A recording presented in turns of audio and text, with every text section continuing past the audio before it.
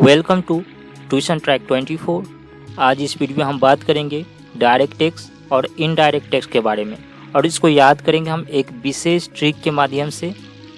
आप सभी जानते हैं कि डायरेक्ट और इनडायरेक्ट टैक्स से एग्जाम में बार बार क्वेश्चन पूछे जाते हैं और स्टूडेंट को इसमें बहुत सारी कन्फ्यूजन होती है। इसलिए हमने इस वीडियो को एक ट्रिक बेस बनाया है, जिसको आप डायरेक्ट और इनडायरेक्ट टैक्स को आप आसानी से याद कर लेंगे। तो चलिए बिना देर के स्टार्ट करते हैं। इससे पहले आपको बता दें, आपने अभी तक ट्यूशन ट्रैक 24 को सब्सक्राइब नहीं किए हैं तो सब्सक्राइब कर ले, जिससे मेरे द्वारा अपडेट सारी वीडियो आप तक पहुंचता रहे। चलिए हम सबसे पहले बात करें डायरेक्ट टैक्स की। यदि डायरेक्ट टैक्स की बात करें तो direct taxes are paid in entirety by a tax payer directly to the government. दूसरे शब्द में हम समझे उसको तो डायरेक्ट टैक्स पूरी तरह से करदाता यानी टैक्स पेयर द्वारा सरकार को भुगतान किया जाता है। इस कर को इस रूप में भी परिभाषित किया जा सकता है, जिसमें उसी व्यक्ति को उस कर का भुगतान करना होता है जिस पर वो लगाया जाता है। करों के प्रकार अनुसार प्रत्यक्ष कर यानी डायरेक्ट टैक्सेस को केंद्र सरकार और राज्य सरकार द्वारा एकत्र किया जाता है। यदि हम बात करें इसके अंतर्गत आने वाले टैक्स के एग्जाम्पल दें उसकी, तो एक आता है इसमें इनकम टैक्स यानी इनकम टैक्स, जिसको आयकर बोलते हैं। दूसरी है कॉर्पोरेट टैक्स, जिसको निगम कर बोलते हैं। नेक्स्ट जो है वह है आपका फ्रिंज बेनिफिट टैक्स। अगला जो है वो है आपका wealth tax and gift tax. और भी यदि हम बात करें इनकम टैक्स की, तो इनकम टैक्स जो है आयकर विभाग द्वारा परिभाषित टैक्स ब्रैकेट के अनुसार इस कर का भुगतान उसी व्यक्ति द्वारा किया जाएगा जिस पर यह लगाया जाता है।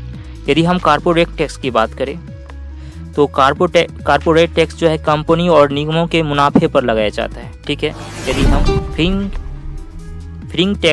फ्रिंज बेनिफिट टैक्स की बात करें तो यह जो है कर नियोक्ता पर लगाया जाता है जो कर्मचारियों को फ्रिंज लाभ प्रदान करता है, और यह कर राज्य सरकार द्वारा एकत्रित किया जाता है। ठीक है। अब हम बात कर रहे हैं वेल्थ टैक्स। किसी व्यक्ति की संपत्ति के मूल्य पर लगाया जाता है यह टैक्स। ठीक है। किसी व्यक्ति के संपत्ति के मूल्य पर लगाया जाता है यह टैक्स। अब बात करें हम गिफ्ट टैक्स की, तो ये गिफ्ट टैक्स जो है कर योग्य उपहार प्राप्त करने वाले व्यक्ति पर लगाया जाता है। ठीक है। ये कर योग्य उपहार प्राप्त करने वाले व्यक्ति पर लगाया जाता है। इसमें एक और आता है, ये आता है आपका ई एस्टेट टैक्स। ठीक है। यह जो है यह टैक्स वह विरासत के मामले में किसी व्यक्ति पर लगाया जाता है। ठीक है, एस्टेट टैक्स। चलिए अब हम नेक्स्ट की बात कर रहे हैं, वो है आपका इनडायरेक्ट टैक्स।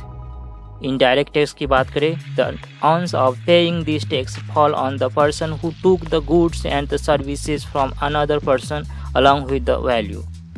यदि हम दूसरे शब्द में उसके समझे तो अप्रत्यक्ष कर यानी इनडायरेक्ट टैक्स को इस रूप में भी परिभाषित किया जा सकता है कि इस कर का भुगतान करने में दायित्व उस व्यक्ति पर पड़ता है जिससे किसी अन्य व्यक्ति से वस्तु और सेवा मूल्य के साथ लिया जाता है।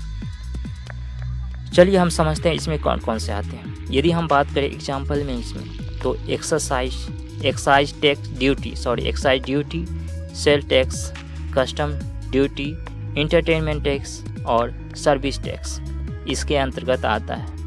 यदि हम बात करें एक्साइज टैक्स की, एक्साइज टैक्स की, तो यह जो है निर्माता यानी मैन्युफैक्चरर द्वारा देय होता है यह, और जो रिटेलर और होलसेलर को स्थानांतरित हो जाता है। यदि हम सेकेंड सेल्स टैक्स की बात करें तो सेल्स टैक्स में जो है यह एक शॉपकीपर या रिटेलर द्वारा देय होता है जो कस्टमर को स्थानांतरित हो जाता है।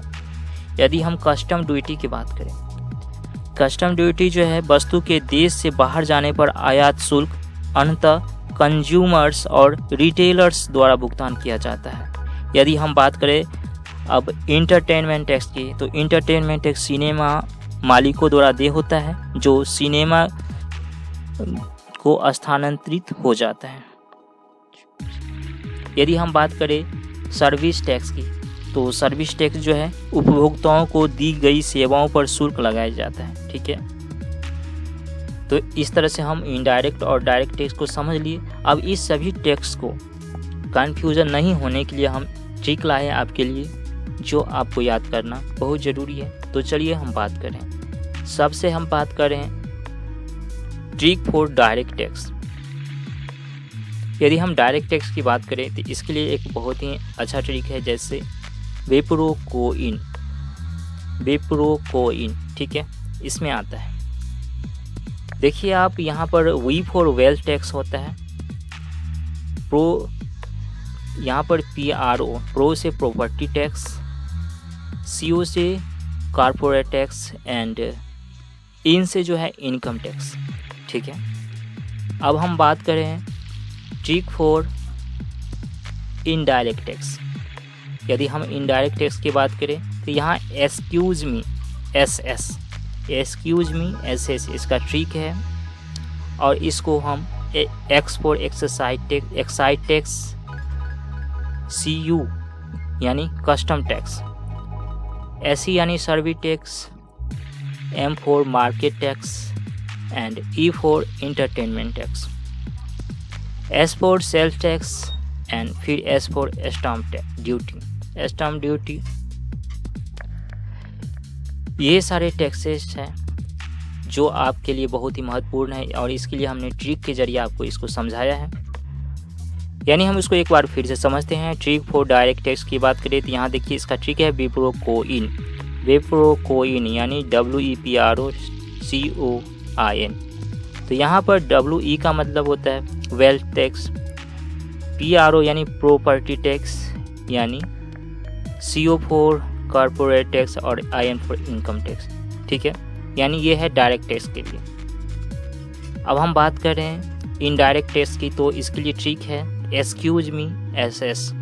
यहाँ देखिए आप, यदि आप कंफ्यूज हो जाते हैं कि कौन सा ट्रिक इनडायरेक्ट के लिए है, कौन सा ट्रिक डायरेक्ट के लिए है, तो यहाँ पर एक्सक्यूज मी जब आप इनडायरेक्ट कोई कर देते हैं तो इस तरह से एक्सक्यूज मी जो है इनडायरेक्ट के लिए, तो याद कर लीजिए। और देखिए यहाँ पर EX का मतलब हमने बताया एक्साइज टैक्स, और CU यानी custom tax, SE service tax and M for market tax and E for entertainment tax and S for sale tax, फिर S for stamp tax duty.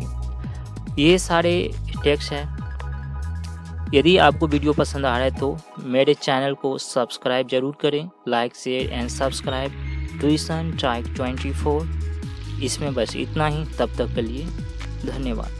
फिर मिलते हैं अगले वीडियो।